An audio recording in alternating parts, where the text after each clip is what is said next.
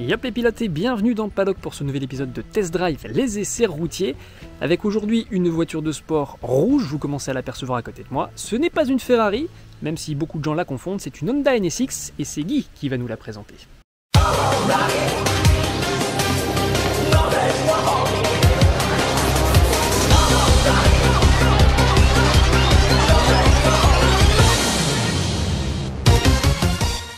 Salut Guy, bienvenue dans le paddock. Merci à toi d'avoir accepté l'invitation pour me montrer et nous montrer ta belle Honda NSX. Alors dis-nous tout à son sujet. Écoute, j'étais à la recherche de quelque chose qui était un petit peu original quand même comme engin, qui donne un peu de sensation. Et donc, n'ayant pas un portefeuille illimité, quoique, c'était pas donné quand même. Donc je suis tombé sur, en cherchant longtemps, je suis tombé sur celle-ci, que je suis allé chercher en France, à Grenoble. Elle avait 55 000 km, elle avait été un peu accidentée, mais purement de l'esthétique au niveau des pare-chocs avant et arrière. Le restant n'avait pas été touché. Et donc je l'ai ramené en Belgique, et puis je l'ai fait revoir là-bas, parce que j'avais la chance d'avoir un ex-garage Honda tout près de chez moi. Et le concessionnaire féru d'automobile en avait deux, donc je savais où m'adresser pour les entretiens et des petites choses comme ça. Et donc c'est comme ça qu'elle atterrit en Belgique. C'est bien du coup d'avoir un concessionnaire qui en a deux, parce que du coup il sait où trouver les pièces. C'est-à-dire que c'est une recherche, mais il avait l'avantage, c'est qu'il avait son réseau de connaissances, qui connaissait. Et donc quand on a dû changer des choses débiles, du style les amplis et des trucs comme ça, on n'est pas venu quand même à trouver les pièces dans un délai raisonnable. Ça coûte pas trop cher les pièces comme ça Non, ça va, les pièces n'étaient pas hors de prix. Je crois aussi parce que la demande n'est pas importante. Et il y en a quelques-uns qui ont quelques épaves en Allemagne et qui gentiment distillent leurs pièces petit à petit. C'est bien, quand il ne faut pas aller le chercher au Japon, ça fait moins de frais de port. Exactement. Alors, je pense que ça pourrait être sympa de s'occuper du cœur du véhicule, le moteur. Tu peux ouvrir le capot comme au contrôle technique. Tu auras une drôle de surprise. Pour trouver une roue de secours peut-être. Elle y est, sans blague en plus. C'est encore l'époque où il y avait des roues de secours dans les voitures. Oui et non. Une roue temporaire peut-être.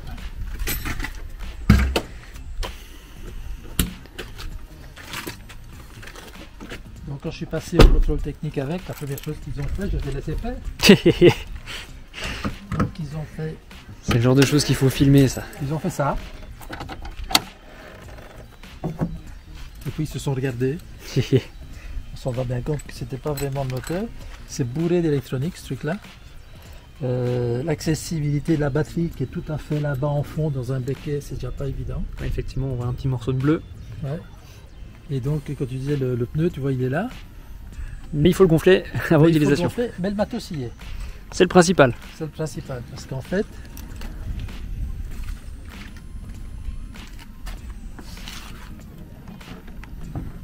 comme chez Ferrari, le moteur est sous une cloche de verre. Qui est bien lourd. Voilà, le moteur il est là. VTEC, Mopowa Baby. Donc on comprend que ça peut libérer quelques chevaux. Peut libérer quelques chevaux. Je suis en train de regarder pour l'accessibilité quand il faut faire l'entretien. Ça c'est pas mon problème.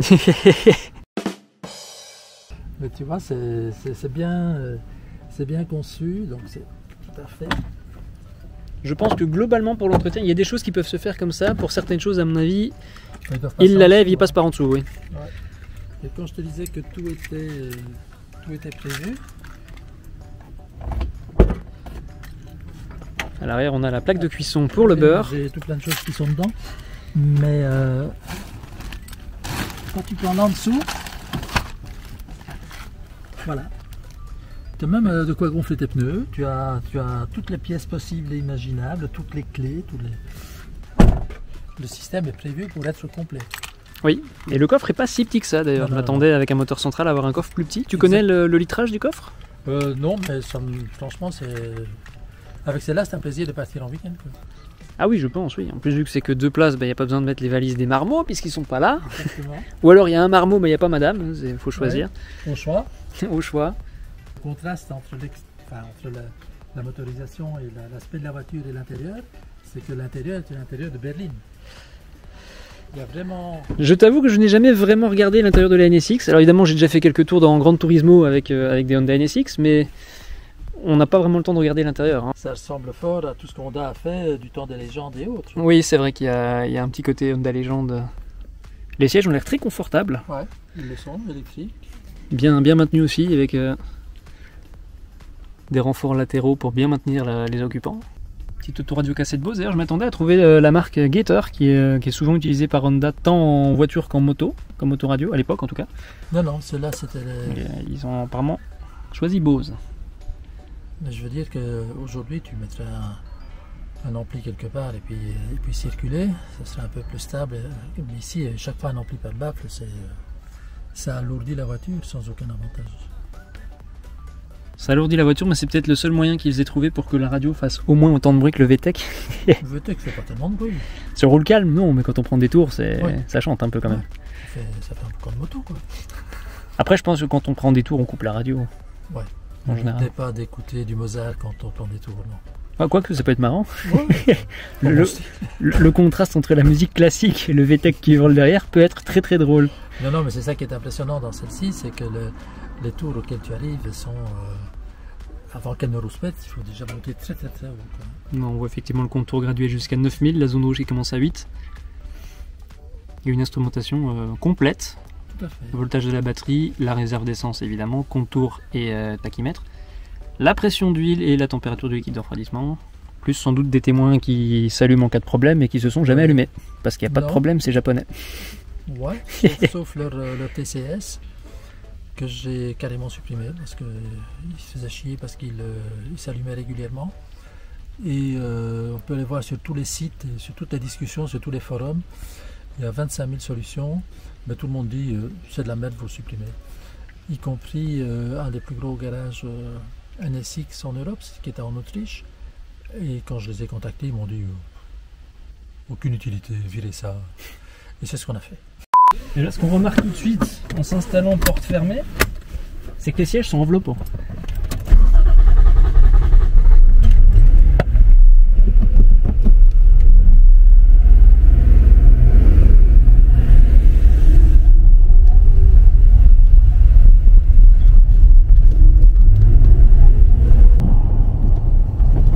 Quand je te disais que avec du muscle, je n'exagérais pas.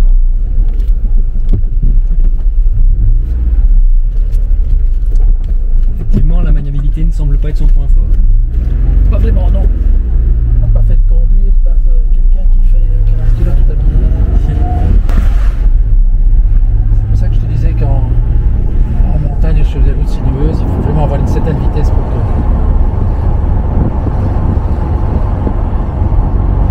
Quelque chose que les jeux vidéo ne nous montrent pas, ça. La maniabilité, une fois qu'on est à 40-50 km/h, ça se fait ça se fait facilement. Mais c'est vraiment quand elle est immobile ou que on est en train de faire des manœuvres, là c'est un peu plus pénible. C'est souvent à ce moment-là que la direction assistée est utile. Bien sûr. Quand on roule... Mais fait des créneaux avec ça. Il y a un régime moteur en dessous duquel, si tu descends, elle a un peu de mal ou ça reste souple en toute Ça circonstance? reste très souple. Je veux dire que je vais passer en cinquième. Je suis en cinquième. Je suis à 50 à l'heure. 50 à l'heure, un peu moins de 1500 tours. Donc je laisse aller pour reprendre un peu, tu vois. On s'attendrait à ce qu'elle commence à brouter quand même. Si tu pousses pas comme une bête, tu la fais monter gentiment. C'est-à-dire que mécaniquement, elle pourrait être un daily, quoi. Dans une carrosserie un peu plus familiale, Oui. ça pourrait être un daily. Tout à fait. Il y a même moyen de respecter les limitations de vitesse, vu le nombre de radars qu'il y a sur cette route. Elle est plus silencieuse que ce que je pensais. Je m'attendais, vu que le moteur est vraiment juste derrière nous, à ce que ça soit un peu plus bruyant. Ah, mais tu sais, quand tu fermes carrément là.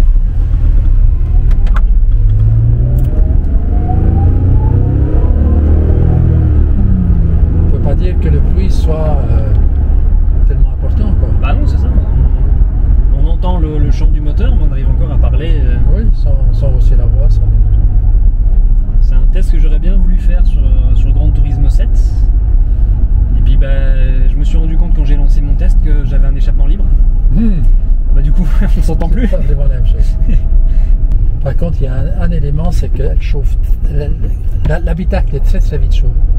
Quand il fait beau comme ça, je suis rentré de Grenoble avec en été. L'airco ne fonctionnait pas encore à ce moment-là, puisque je l'ai fait revoir entre temps. Et donc, c'était les deux fenêtres ont fondé quoi. Hein. C'est là que la version avec le double toit ouvrant. Ouais. C'est souvent le problème des voitures à moteur central. Oui. Le plus bel exemple, c'est quand même la Lotus, l'Europe. Hein. Là, c'est une cocotte minute, ça. C'est vraiment un plaisir d'accélération, que ce soit pour des raisons de sécurité ou des raisons de plaisir, que tu sais que tu as toujours sous le pied. Quoi. Tu peux être distrait, te retrouver en troisième et soudainement devoir donner une accélération, tu sais très bien qu'elle va répondre. On n'a pas encore parlé, la consommation du coup du... Il ne faut pas aborder les sujets qui fâchent. On sait que les voitures plaisir en général... Bon, on est quand même au-dessus des limites. Après, pour l'âge qu'elle a, ça va. Elle est de quelle année exactement celle-ci ? Celle-ci est de 91. Quelle belle année. Pourquoi c'est ton année de naissance? Peut-être, je sais pas. Peut-être. Tu as une belle petite côte ici où on va pouvoir accélérer.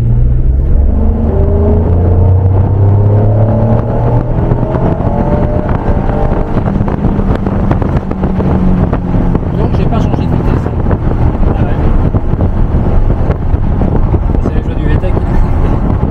Je suis agréablement surpris par l'espace pour les jambes. Ah oui, je te dis que c'est une belle ligne, quoi. Oui, oui.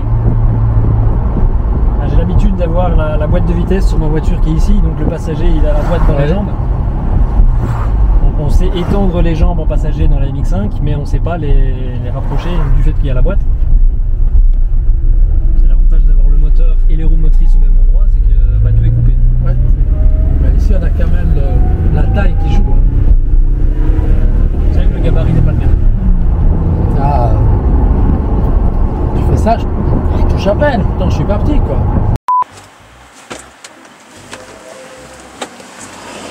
Dans quelques années je sortirai à quatre pattes, mais bon.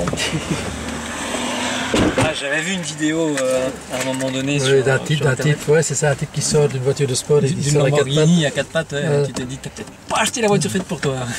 Puis là t'as à gauche, tu peux avancer tes sièges. Ouais. Du coup c'est le premier. Je vais chercher un réglage manuel. Ouais ben non. Le poids c'est l'ennemi. Ouais exactement, j'aurais pu faire. Bah ouais, on avance un petit peu. Tu peux redresser ou incliner comme tu veux. Bon, le dossier ça va aller. On règle comment les retours? Et les tours à ta gauche. Broom. Left, right. Okay. Je vais tirer la casquette parce que vu que j'ai avancé le siège, je touche le plafond. Ah, c'est là ou l'autre, hein? C'est pas fait pour les grands. Il mesurait combien Ayrton Senna? Tu pas si grand que ça, vu ses origines, ce matin-là. Hein. C'est jamais, hein? Ouais. Alors, du coup, on voit que c'est avec la marche arrière en bas, comme chez Fiat, parfait.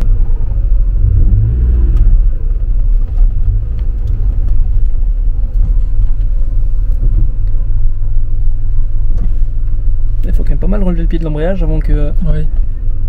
J'ai l'habitude pour ça des voitures qui réagissent très très tôt.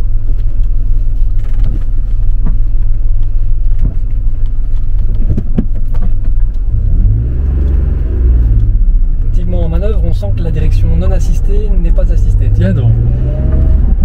Je m'attendais à un peu plus léger que ça quand même, parce que j'ai déjà conduit plusieurs voitures avec des directions à l'ancienne. Oui, quand moi je compare avec la BM, il n'y a pas photo. Hein. Bah oui. La BM est 10 fois plus manuelle. Et pourtant, les voitures sans DA que j'ai conduites, c'était des tractions. Ouais. Donc tu as tout le poids qui est sur l'avant. Ouais. Je m'attendais à avoir un bon maintien dans les sièges, je m'attendais pas à avoir autant de maintien quand même. Là, on sent quand même les coussins qui reviennent. Oui, tout à fait. Et je suis pas gros. Du coup, je me dis en fait, même au Japon, il y a des gens pour qui cet habitacle n'était pas adapté. Je crois. Les sous-motories déjà. Et je crois aussi, si tu veux, qu'au point de vue distance, il devait avoir un fameux espace derrière les sièges. Vu qu'ils sont plus petits, ils auront dû avancer. Ouais. Ah, ils ont pensé au gaijin qui allait acheter. Ouais.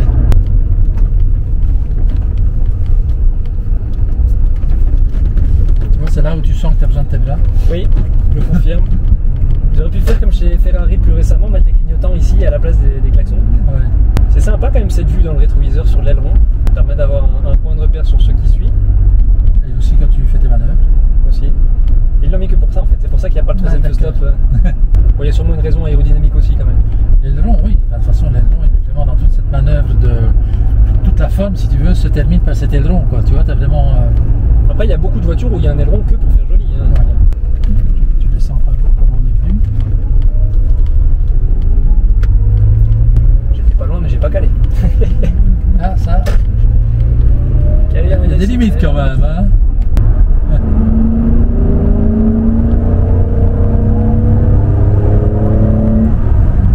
Ouais, ça fait la différence quand même. Ouais. C'est ce qui fait que je reste attaché au moteur atmosphérique. Alors quelque chose que je retrouve sur les différentes Honda que j'ai conduites, enfin du moins toutes celles qui avaient une boîte manuelle, c'est le débattement extrêmement court et les verrouillages francs et fermes. Ouais. J'ai eu une aérodeck, ce qui est aussi un plaisir de conduire. Tu vois, c'est l'espèce de Jensen à la japonaise, là tu vois, avec Et après ça, celle-là je l'ai plantée contre un tram. On n'a pas apprécié. Puis je me suis acheté une petite CRX. Tu sais qu'il y avait deux modèles, hein, version mâle, version femelle. Tu avais droit à un 1400 direction assistée et tu avais droit à un 1600 sans direction assistée, un peu plus. J'avais un 1600, je me suis vraiment amusé avec cette bagnole. Hop. Pas sûr qu'elle bougerait, mais non.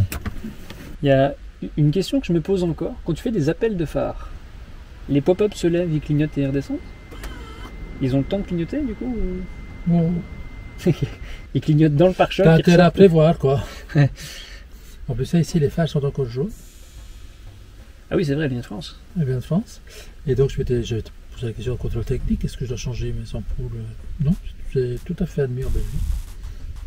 J'étais un peu étonné, mais bon c'est comme ça. Vous savez que 61 000 km en 33 ans, ça fait une moyenne annuelle faible. Il y a combien de temps que tu l'as acheté déjà? 5 ans, 6, ouais, presque 6 ans. Bon, on n'a pas d'occasion tellement de rouler, puis j'ai eu d'autres soucis entre temps. Donc, Puis tu as d'autres véhicules aussi, donc il faut les faire rouler un peu tous. Ouais, c'est le principe.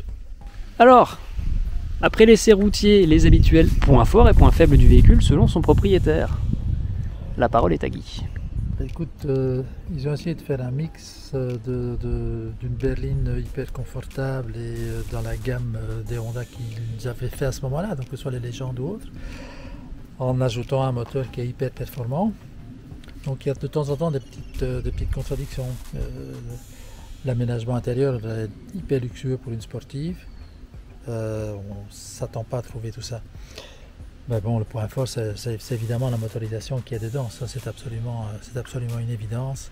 Ils auraient pu, pour moi, supprimer 4 amplis Bose de leur système et me mettre une direction assistée, ne fût-ce qu'une petite aide à la direction, ça ferait plaisir dans les manœuvres. Une direction assistée électrique, c'est plus léger qu'une hydraulique. Et puis bon, vu le placement du moteur, ce serait plus facile à installer.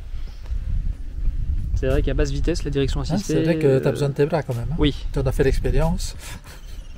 Je pense que l'angle de chasse ne doit pas aider. À mon avis, on a un angle de chasse assez balèze et ça tire sur les bras. Mais autrement, on peut regretter... Après, une fois qu'elle roule, la direction est quand même... Ouais, non, une fois qu'elle roule, c'est... Mais il faut vraiment rouler. Parce que si on se traîne, c'est un peu du gaspillage. Après, c'est des voitures qui sont faites pour rouler. On est dans un esprit plus GT, donc a priori, c'est la voiture, tu la prends, tu sors de la ville, tu cherches une voie rapide. Exactement. Et direction le circuit le plus proche. Oui, parce que voie rapide en Belgique, c'est de moins en moins évident. Bah, enfin, on a des voies rapides, mais... Contrôlées. Pas toujours contrôlées, mais disons que là où c'est pas contrôlé, il y a des nids de poules, ce qui fait que soit on vole au-dessus des nids de poules, soit on zigzague autour. Tous les cas de figure, il faut qu'on s'adapte. Le problème, c'est que pour passer au-dessus, il faut arriver à au moins 88 miles par heure. La route, là où on va, on n'a pas de route. Sinon, on tape dedans. Ouais. La joie de la Belgique. Exact. C'est donc ici que se termine cette vidéo test drive les essais routiers. Merci à toi Guy d'être fait venu plaisir. présenter ton beau jouet. J'ai enfin pris la place d'Ayrton Senna. J'avais pas de mocassin, j'ai pas fait de talon pointe, mais bon, j'avais au moins son siège, c'est déjà un honneur. Et son moteur. Et son moteur, et son châssis. La prochaine fois, ça sera une McLaren, Inch'Allah. D'accord. Miniature, parce que, à moins que Pog passe par là et qu'il me prête une de ses voitures anglaises. Pog, coucou. Si vous aussi vous avez des voitures sympathiques que vous souhaitez venir me montrer, n'hésitez pas à laisser un petit commentaire sous la vidéo avec le modèle de la voiture et votre région. De préférence près de chez moi, c'est plus facile quand même. Après vous allez me dire que j'ai testé au Nürburgring dans l'épisode précédent, donc bon, on va rien dire. Et puis, si vous souhaitez soutenir la chaîne, n'oubliez pas les gestes importants, évidemment, vous abonner, activer la cloche de notification, le like qui fait toujours plaisir, ça émoustille l'algorithme de YouTube, et puis ça met mes vidéos en avant, donc ça c'est cool. Et puis si vous voulez soutenir encore un peu plus la chaîne, vous pouvez cliquer sur le bouton rejoindre, vous aurez ainsi accès à toutes mes vidéos en avant-première d'au moins quelques jours, quand ce n'est pas de quelques semaines parfois. Et puis pour ceux qui le souhaitent, vous pourrez également trouver mes produits dérivés dans la description avec ma boutique officielle qui apparaît également ici au-dessus. Et puis sinon, si elle ne s'affiche pas, parce que parfois ça bug, le lien est en description. Vous pourrez par exemple trouver ce t-shirt, Test Drive, les essais routiers. Mais pas que. Si vous vous intéressez aux jeux vidéo, allez voir ma chaîne gaming. De nouveau, le lien est en description. Et pour ceux que ça intéresse, la boutique de la chaîne gaming ne propose pas les mêmes produits que la boutique qui est en lien sous cette vidéo. Donc allez faire un tour dans les deux avant de vous décider. D'ici là, portez-vous bien.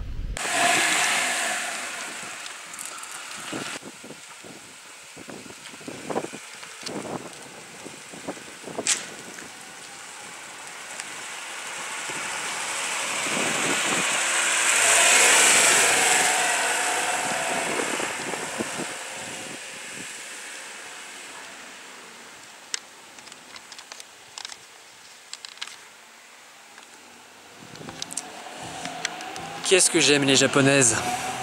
Alors j'aime les autres nationalités de voitures aussi globalement, même si bon, il y a des marques avec lesquelles j'ai moins d'affinité que d'autres bien sûr.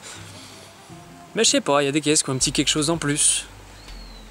Et puis le fait qu'elles soient à peu près de mon âge, ça fait un petit quelque chose en plus en plus. Voilà, petit outro après l'outro. Amusez-vous bien, faites attention quand même sur les routes, il y a des circuits pour s'amuser vraiment. Et puis, écoutez, d'ici la prochaine vidéo, portez-vous bien. Ciao.